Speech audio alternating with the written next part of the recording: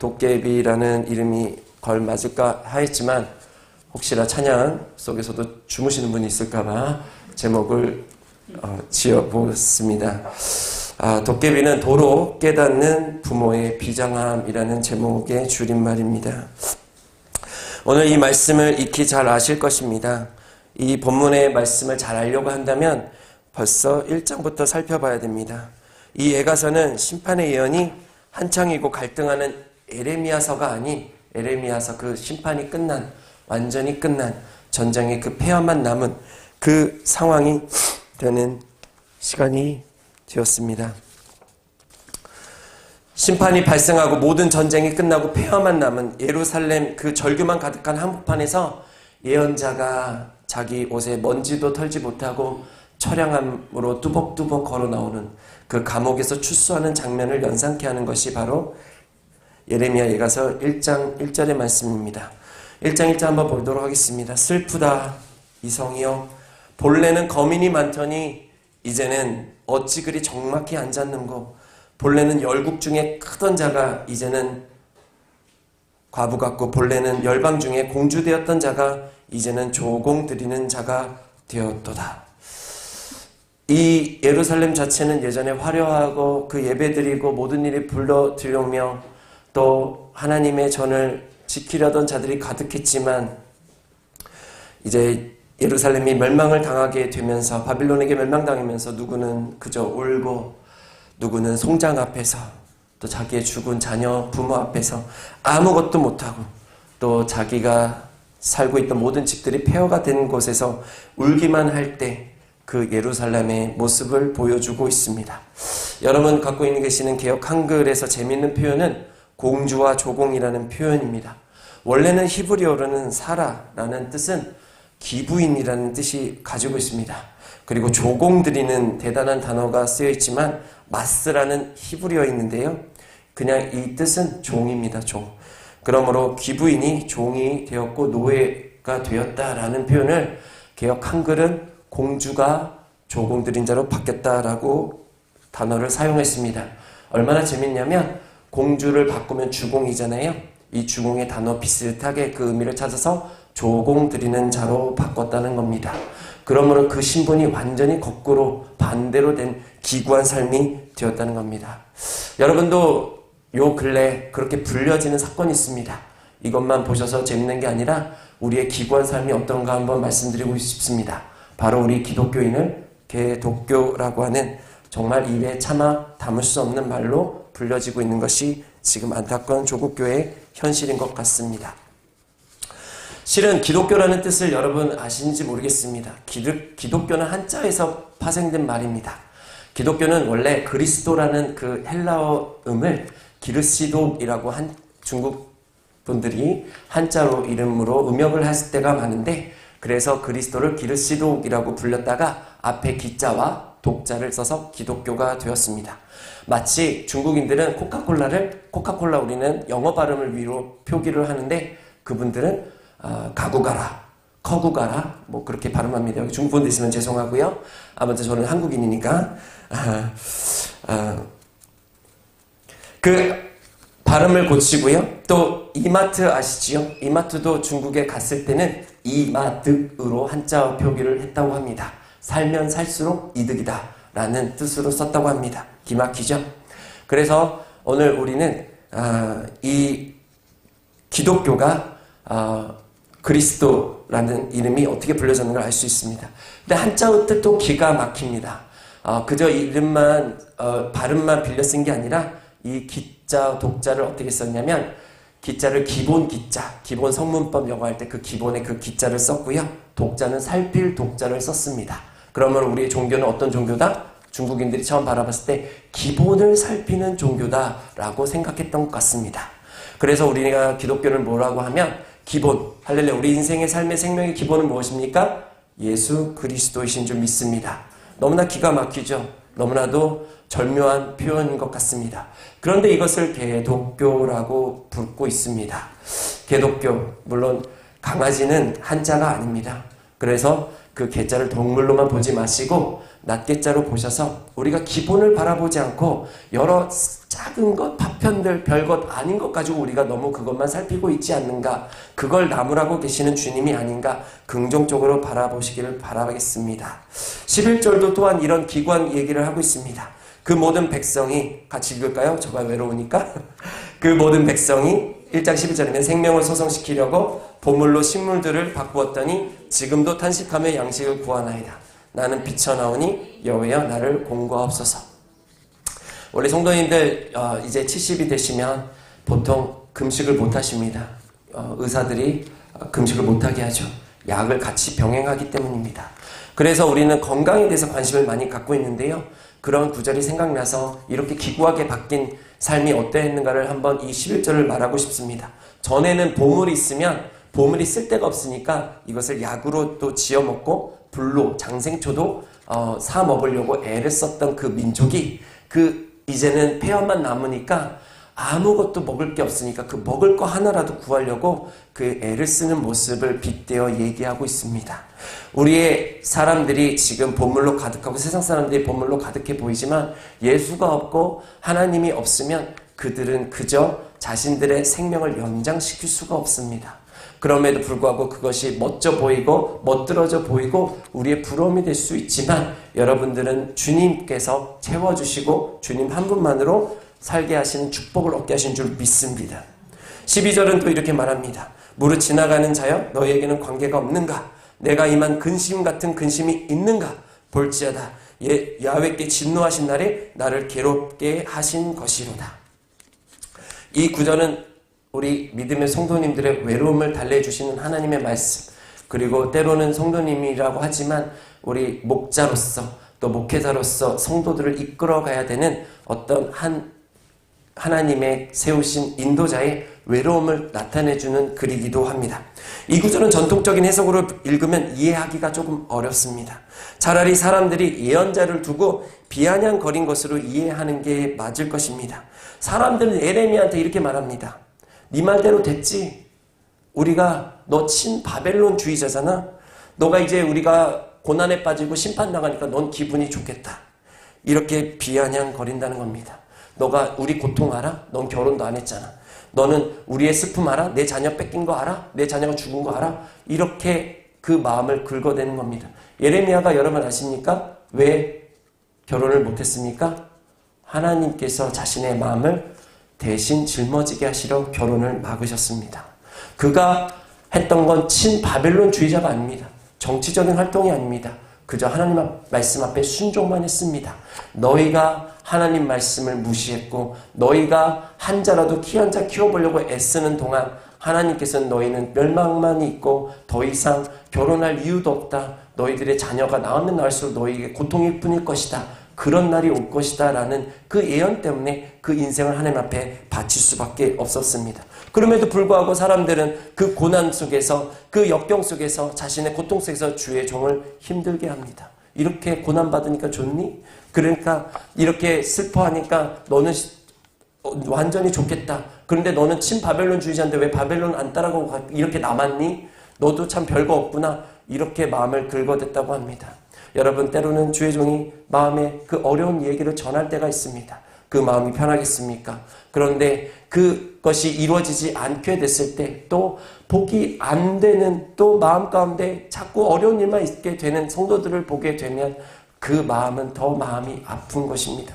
하나님 어떻게 하면 이 성도님들의 복을 받게 될까? 그것이 주의 종들의 기도가 되는 줄 믿습니다. 이 예가의 심정을 기억해야 될 게 십자가로 한 걸음 한 걸음 나아가셨을 우리 예수님의 마음이 아닐까 합니다. 세상 사람들이 조롱하고 세상 사람들이 침을 뱉고 세상 사람들이 욕을 하고 너가 정말 메시아면 너 스스로 한번 구원해봐라 라고 했을 때 예수님은 이런 마음이셨을 겁니다. 이런 심정이셨을 것입니다. 내가 너의 고통이 몰라서 이 십자가를 지는 것이 아니고 내가 죄가 있어서 짓는 것이 아니라 너희를 위하여 너희와 하나가 되기 위하여 너희의 그 상한 마음을 위로하기 위하여 걸으셨을 주님을 예표하고 있을 것입니다. 그럼 도대체 예레미야는 하나님의 민족을 반역을 하라고 예레미야에게 시키셨을까요? 도대체 예레미야에게 있어서 하나님이 하신 일이 무엇이 있는지 한번 보였으면 좋겠습니다. 과연 바벨론의 부역자였는지 민족을 배신하는 자였는지 왕을 거스리는 자였는지 우리 13절을 보기를 원합니다. 위에서부터 나의 골수에 불을 보내어 이기게 하시고 내 발 앞에 그물을 베푸사 나로 물러가게 하셨으며 종일토록 고적하여 곤비케 하셨도다. 사람들은 예레미야를 오해하고 냉소적 조롱했었지만 예레미야는 그런 지탄을 받을 만큼 민족을 배반하고 싶어하고 바벨론이면 따라가려고 했던 자가 아닙니다. 바로 하나님이 예레미야에게 하시는 이거였습니다. 골수에 불을 보냈다라고 합니다. 이것은 예레미야서 20장 9절과 연결해야 이해할 수 있습니다. 내 마음에 불같이 타올라서 견딜 수 없었나이다. 뭘 견딜 수 없었을까요? 남의 잘못을 지적하고 남의 고통을 즐거워하는데 그런 약 올리는데 그런 일을 하고 싶어서 하나님이 나에게 불을 보내셨다라고 했을까요? 아닙니다. 하나님은 심판에 대해서 경고하라고 빨리 돌아오게 하지만 이제는 더 이상 돌아올 수 없으니 멸망이 다가올 것이니 하나님 앞에 그 은혜와 강구를 구하라고 하는 그 말씀이었습니다. 그랬더니 어떻게 했을까요? 돌이 날라왔습니다. 처음에 예레미야는 하나님 앞에 속임당했습니다. 내가 너에 가면 모든 것을 예비하겠다고 해서 좋습니다 하나님 가서 그 시골의 예언자 그 제사장 반열에 올랐던 그 예레미야를 도시에 와서 말씀을 선포하면 모두가 다 저 조용기 목사님 같이 또 김장환 목사님 같이 존대받고 존귀받을 줄 알았습니다. 그런데 아무도 그에게 귀를 기울이지 않는 것뿐더러 돌을 던지기 시작했습니다. 너 그런 재수없는 소리 하면 꺼져 라고 얘기할 정도였습니다. 그리고 주의 종들이 와서 거짓 선지자들이 와서 그를 조롱했습니다. 너만 하나님 믿어? 너만 하나님 알아? 이렇게 했습니다. 그러나 하나님을 제대로 아는 사람은 그 말씀을 받은 사람은 예레미야가 전부였습니다. 그러니 예레미야가 그 말씀을 전하지 않으려고 입을 다물려고 했습니다. 하나님 안 도와주셨잖아요. 말씀 이제 더 이상 못 전하겠습니다. 이 맞은 상처가 너무나도 내 마음까지도 때렸습니다. 그 마음으로 말씀을 전하지 않으려고 했는데 그 마음에 골수에 불을 보내서 말을 안 하면 내내 잠을 못 자고 불면증에 그리고 심경세역이 이를 정도로 입을 열라고 하나님께서 돋부어 주셨다는 것입니다. 그래서 말씀을 전했더니 돌이 날라오고 그래서 말씀을 막으려고 했더니 스스로 그 불을 보낸 것이 바로 하나님이셨습니다. 예언자는 그렇습니다. 주의 말씀을 전하는 자는 그렇습니다.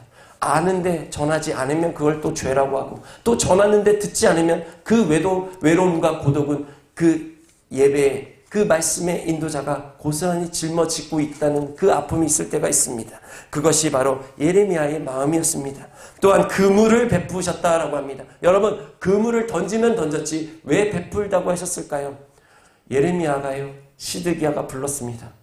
그때 불렀던 건 자기가 기세 등등하고 여러분 왕이시여 친히 내가 지금 준비하고 있고 열방에서 우리 군대들이 지금 기다리고 대기하고 있어서 저 바벨론을 무너뜨릴 수 있습니다. 그리고 우리는 난공불락 예루살렘 바로 하나님이 함께 하시는 이 예루살렘이 있지 않습니까? 라고 했지만 보니까 알게 되는 거예요. 마치 히틀러도 한 주 전에 자신의 패망을 알듯이 시드기야도 자신의 패망을 알고요. 또 사업가도 자신의 사업이 망가진 것을 알고 재산을 빼돌리는 것처럼 시드기야도 마음이 이제 무너지기 시작했습니다.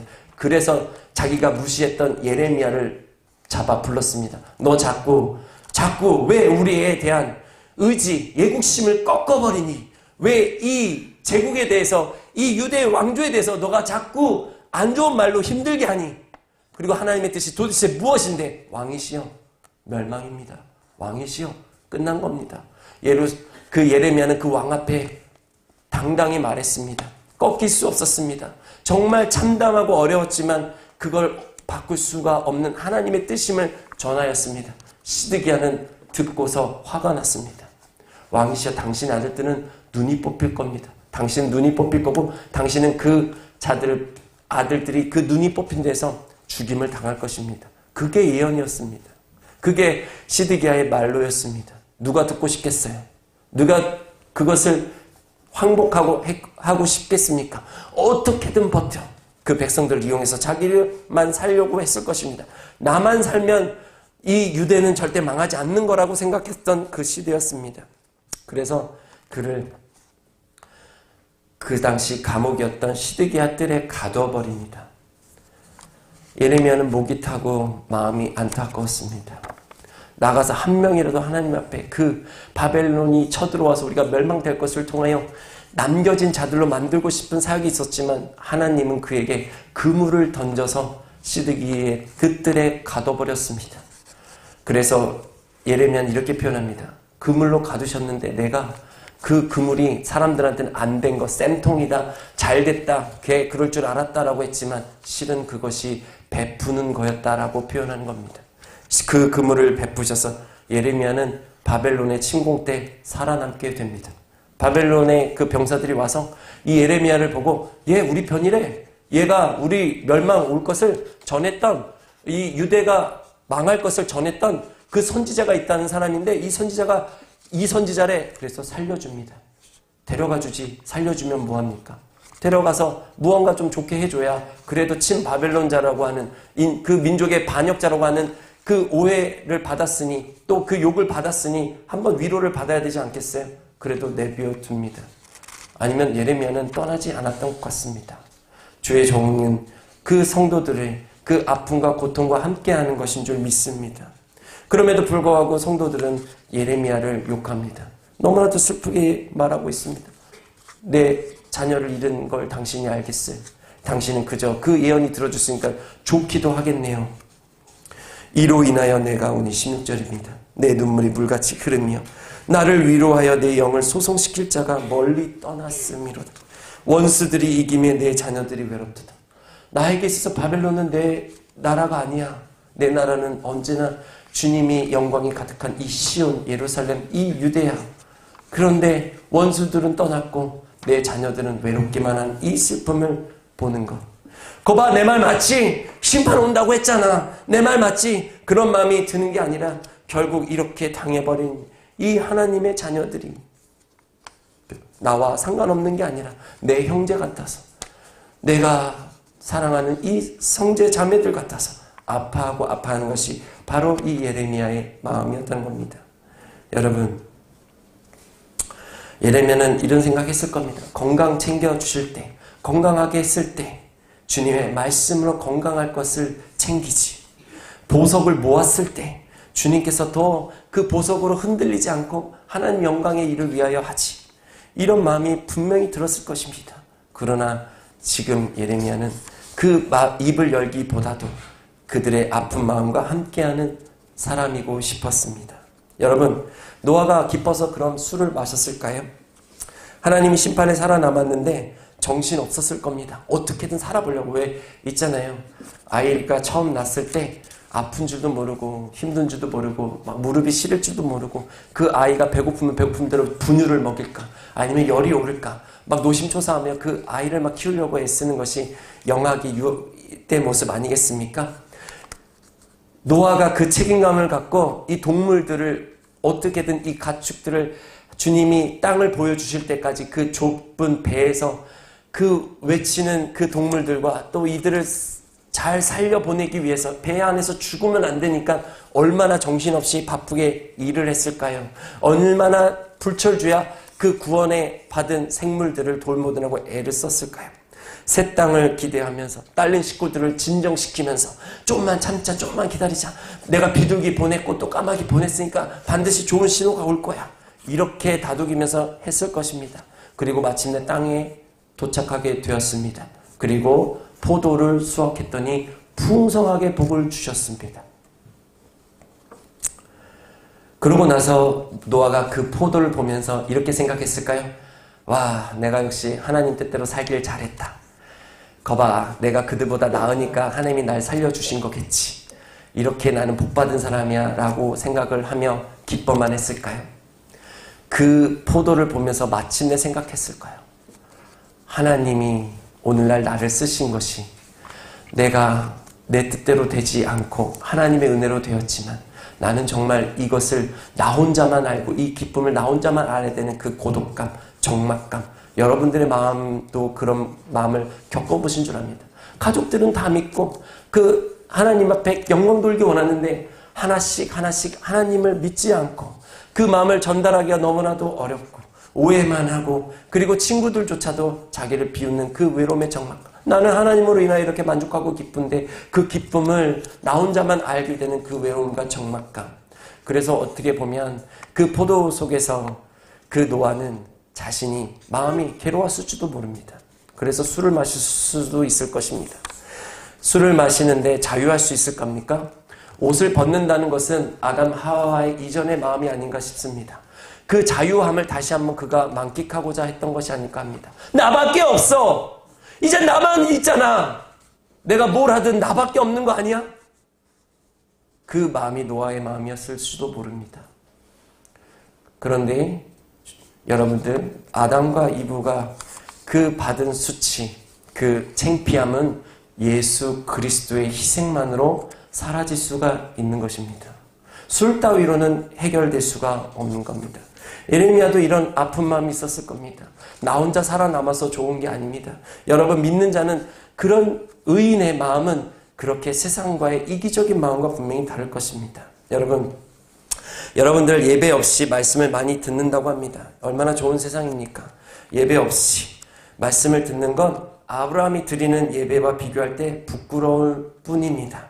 안 되는 건 없습니다. 여러분의 말씀을 듣는 건 어딜거나 자유롭게 된 건, 너무나 좋은 세상에 사는 건 안 되는 일이 아닙니다. 그러나 부끄러운 일일 수 있습니다. 여름에 덥다고 수영복을 입고 커피 마시러 마트도 가도 되죠. 누가 맞겠습니까? 요즘 세상에. 그런데 그저 부끄러울 뿐입니다. 설교를 들었다 하지 마시고 그냥 강의를 들었다라고 하는 정도가 맞을 것입니다. 여러분, 설교는요, 주의 말씀은 예배로 완성되어지는 겁니다. 하나님 앞에 예배를 드리는 그 아브라함 마음, 절대절명으로 정말 마음이 힘들고 어려울 때 하나님의 그 위로가 말씀이 되어서 그 말씀 붙잡고 그가 작은 동물까지도 하나님 앞에 드리고 애썼던 그 예배가 바로 오늘 우리의 예배가 되는 것인 줄 믿습니다. 또한 헌물 없이도 예배가 완성되지 않습니다. 여러분 아세요? 사울조차도 그 하나님이 이제 얘가 내 뜻에 합한 자가 아니다라고 했던 그 사울조차도 청년의 때는, 그 10대는 사무엘을 찾으러, 하나님 앞에 그 종을 찾으러 빈손으로 가면 안 되니까 하나님께 그 종을 좌여 하나님께 드리고자 했던 모습이 그 사울의 모습이었습니다. 그것처럼 우리가 성경에 있는 인물의 한 행동 하나가 오늘 이 자리 가운데 이제 더 이상 그럴 필요가 아니라 우리 마음판에 새기고 하나님 앞에 온전히 드려야 할 예배가 되는 겁니다. 여러분, 방주에 죽어가는 신음을 들으며 버텨야만 했던 그 고독이나, 아니면 그 멸망을 외치면서 돌아오길 바랬던 선지자의 그 예언을 무시해서 결국 그 멸망 가운데 낙심하며 절망했던 그 사람들을 바라보는 그 예언자의 마음에나, 또 모든 일들이 하나님 앞에서 우리가 겪는, 하나님을 따르기 때문에 왠지 생기는 믿는 자의 고독이 아니겠습니까? 그 고독도 이 예레미야가 겪었던 마음입니다. 그러므로 여러분, 외로워하지 마십시오. 하나님이 그 마음을 알고 계신다는 겁니다. 나를 쓴 것으로 15절입니다. 배불리시고 쑥으로 취하게 하셨으며 오히려 먹을 게 밖에 없고 그것이라도 먹고 버틸 수밖에 없는 하루하루의 고통이었다라고 하는 것입니다. 오늘 이 자리, 이 고통 속에서 하나님이 어떻게 위로하는지 한번 보도록 하겠습니다. 바로 오늘 이 말씀입니다. 22절입니다. 야훼의 자비와 긍휼이 무궁하심으로 우리가 진멸되지 아니함이니이다. 이것이 아침마다 새로우니 주의 성실이 크도소이다. 여기서 자비는 개역 개정에서는 인자로 되었습니다. 바로 헤세드입니다. 자비가 인자와 긍휼을 포함하는 단어입니다. 사랑의 종류가 두 종류가 있다는 겁니다. 하나님의 사랑은 두 종류가 되는 겁니다. 인자 헤세드라는 것은 기본적으로 언약적인 사랑, 진실한 자비, 변함없는 은혜, 우리가 은혜라고 바라보는 그 노래, 바로 그것이 헤세드의 단어입니다. 그리고 긍휼이라는 것은 라함임입니다. 이것은 자비, 불쌍히 여김, 깊은 동정으로 이야기하고 있습니다. 여러분, 은혜가 되십니까?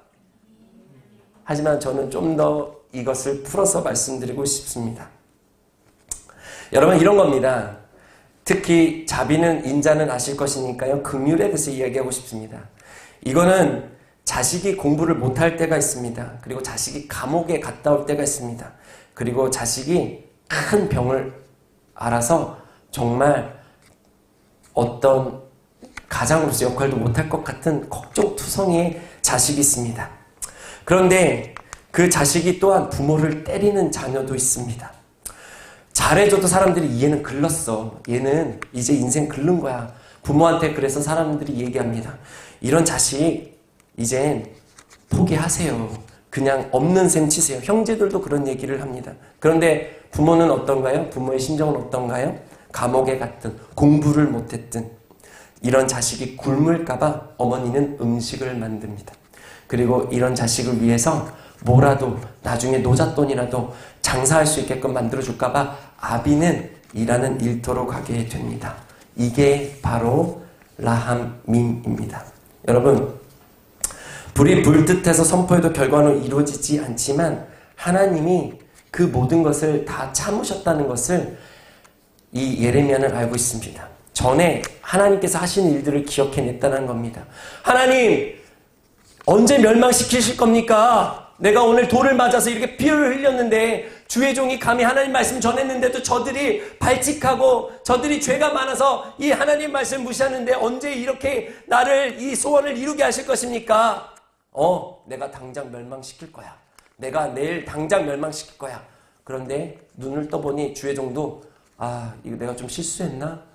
내가 사람들, 내 가족들, 내 친구들 함부로 죽으면 어떡하지? 어떻게 할까 눈을 떴더니 바로 멸망이 안 온 겁니다. 그때 이 모든 걸 생각하니까 하나님이 또 참으셨구나 라고 하는 겁니다. 주님의 인자의 그 사랑도 있지만 바로 긍휼이라는 겁니다. 그 부모의 마음으로 참으셨다는 겁니다. 여러분, 전쟁은요, 개인과 개인이 또 개인과 팀으로 하는 것이 전쟁입니다. 피가 낭자하고요, 무술도 없습니다. 드라마같이 멋지지도 않으세요. 뒤엉키고 다만 누가 이기고 누가 싸워서 생명을 빼앗는 것이 바로 그 육탄전이 바로 전쟁입니다. 전술은 다릅니다. 팀과 팀대로 하는 겁니다. 이순신이 한 번도 패하지 않는 전쟁에만 임하겠다는 것은 전술이 있기 때문이었습니다. 하나님은 전쟁이 속겠다 했지 전술이 속겠다 하신 분이 아닙니다. 하나님은 우리를 위하여 전쟁을 하시겠다는 것이지 전술을 하시겠다는 것이 아닌 하나님의 말씀입니다. 그것은 무엇이냐면 너희는 가만히 있어. 전쟁은 내 소관이야. 내가 너희를 위하여서 명령하고 전술에 너희를 사용하는 것이 아니라 이 전쟁은 내가 너를 위하여 싸우는 전쟁이라고 말씀하신 겁니다. 이 전쟁이 쉽지 않을 때가 있어요. 어떨 때냐면 사단이 하나님의 마음을 자꾸 송사시킵니다. 하나님, 왜 나오셨어요? 이번에도 왜 이 전쟁을 왜 나오신 거예요? 피조물 대 피조물의 싸움에 창조주가 개입하시면 어떡합니까? 그리고 쟤네들 저 뒤에서 놀고 있어요. 쟤네 뒤에서 예배도 안 나와요. 쟤네 뒤에서 뻘짓하고 있어요. 잘못하고 있어요. 그게 하나님이 전쟁에 임하실 때 그 마음이 백성들이 불결하고 백성들이 거룩함을 행하지 못하면 하나님이 그 원수들에게 들어야 될 그 조롱과 원망인 것입니다. 그런데 하나님은 말씀하십니다. 긍휼의 하나님 말씀하십니다. 내 백성이야. 내 사람이야. 내 소유야. 내 자녀야. 내가 그의 아빠야. 이게 그분의 긍휼입니다. 아무리 장애인일지라도 아무리 감옥에 갔다 왔을지라도 아무리 구겨진 인생 내가 살릴 자야. 내가 선택한 자야. 그게 바로 하나님의 라함인 것입니다. 여러분, 이 긍휼을 갖고 여러분 기도하고 싶지 않으십니까? 인자는 자녀로서 받는 사랑입니다. 하나님 내 자녀잖아요. 나 이렇게 좀 해주세요. 하나님 내 하나님의 자녀라면서요. 하나님 날 낳으셨잖아요. 하나님 나 선택했잖아요. 이거 좀 해주셔야죠. 이게 바로 인자 헤세드입니다. 그런데 여러분, 자녀로서 자격이 없을 때 어떡합니까? 돌아온 탕자처럼 하나님 나 종이라도 되어주면 좋겠습니다. 자녀는 안 될 때니까 종이라도 되어주시면 나 좀 이렇게라도 이 집에 거하게 해주세요. 내가 돼지 쥐염열매 먹고 사는 아니요. 돼지 쥐염열매조차 못 먹었다고 성경은 말하고 있어요. 세상에는 다 나를 막 천대하고 하는데 그래도 주님은 우리 아버지는 좋은 주인이었으니까 나 먹을 것만이라도 주세요 하고 찾아갔습니다. 그럴 때 아버지는 뭐랍니까? 너 종 아니야. 한 번 자녀는 영원한 자녀야. 그 긍휼이 여러분 가운데 있습니다. 그러니 여러분 자격이 없어도 오늘 그 긍휼 믿고 나오셔야 됩니다. 여러분이 마음이 힘들고 나 그럴 기분 아니어도 하나님은 여러분들을 바라고 오늘 날 좀 찾아올까? 우리 자녀가 나를 위해서 전화 좀 줄까? 내 자녀가 나를 위해서 오늘 한번 우리 집에 찾아올까 기다리는 그 부모의 마음처럼 여러분 기다리고 계셨다면 오늘 그 마음으로 주님께 기도해야 되지 않겠습니까? 오늘 그 긍휼 붙잡고 함께 기도하셨으면 좋겠습니다. 왜냐하면 이 자리에 오신 것이 주님이 좋은 걸 예비하신 하나님이 준비하신 그 음성이라는 것을 믿으시길 바랍니다. 왜 그런 거 있잖아요. 자녀가 올 때 돼서 밥을 준비하는 부모의 마음.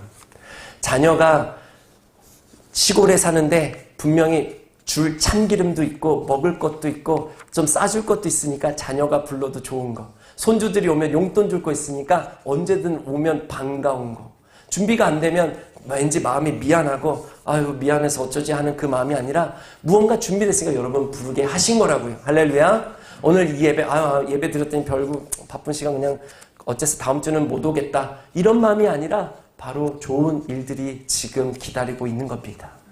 그러면 우리는 거룩을 맹세하고 주님이 하신 일이 부끄럽지 않도록 사단이 너 하나님 저런 자녀들 때문에 복 주시려고 그랬던 거예요. 저 자녀들 때문에 그냥 그것 때문에 전쟁에 참여하신 거예요. 그런 소리 안 듣게 하기 위해서 우리가 거룩해야 되지 않겠습니까? 기도해야 되지 않겠습니까? 여러분들은 하나님께서 정말 만세전부터 택함받고 누구야 내가 너를 위하여 택하였고 내가 너를 자녀로 삼았다라고 말씀하신 것입니다. 그러므로 여러분 이 두 가지의 사랑을 갖고 붙잡고 가실 분 계십니까? 상심하고 지루한 예배로 그저 드리는 매주의 보통의 예배로 오늘 이 저녁 예배를 드리면 어쩔 수 없습니다. 그러나 부모이신 주님이 부모인 우리에게 누구야 부모가 되니 자격지심과 책임감으로 너도 오늘 참 수고가 많았지. 그런데 그 수고 많아서 미안하고 너 바빠서 미안한데 나도 너의 부모야. 나도 오늘 너를 그만큼 사랑해. 할렐루야. 여러분이 가진 환경 원망되고 아우 지긋지긋해 이 가정 내가 이 가정을 떠났으면 좋겠다라고 생각하겠지만 여러분 떠나지 않잖아요. 어쩔 수 없이 또 그들을 위해서 희생하시잖아요. 하나님도 그런 마음을 갖고 계신다는 겁니다. 나는 여전히 너의 부모야. 나는 결코 너를 놓지 않을 거야. 전쟁은 내 소관이야. 그러니까 너는 믿기만 해. 오늘 구할 것을 감사함으로만 구해. 어떻게든 구해볼게. 어떻게든 해놓아 볼게. 마음에 안 들어도 나는 너를 못 버리고 안 버려. 이것이 바로 여러분 긍휼에 대한 하나님의 사랑인 것입니다.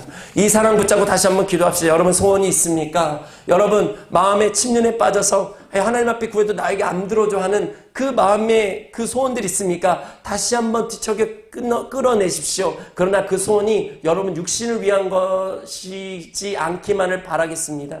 바로 공동체를 위해서, 교회를 위해서, 비전을 위해서 다시 한번 꺼내보기 원합니다. 나 예전에 하나님 일 열심히 했지. 내가 여전히 하나님 일 봉사 열심히 했지. 그런데 나만 열심히 해서 되는 게 없더라고. 그 마음에 상처 입은 분들 다시 한번 꺼내어 보시길 바라겠습니다. 나 너무 늙었어요. 나 너무 힘들어요. 성도가 다 위로해 줄 수는 없습니다. 그러나 오늘 하나님의 긍휼 붙잡고 함께 나가기 원합니다. 주님 붙잡고 나갈 때 우리 교회 부흥할 수 있을 줄 믿습니다. 우리 교회 하나님께서 예배하신 여러분 믿음의 터전이고 그 믿음의 비전을 키울 수 있는 터전이 된 줄 믿습니다. 다른 데 가지 마세요. 다른 데서 은혜 구하지 마세요. 하나님은 이 자리 가운데 이 예배 가운데 하나님이 여러분을 세워주시길 원합니다. 이 강서구에 이 염창동에 하나님께서 반드시 이 땅 가운데 여러분을 세워주시길 원합니다. 그의 부르심에는 후회가 없으신 줄 믿습니다. 주님에는 간절히 부르짖고 주여 인자의 그 마음을 그 인자하신 그 마음을 알았사오니 또한 그 긍휼하심 나를 절대 버리지 아니하시는 그 부모의 마음을 알았사오니 주님 오늘 이 시간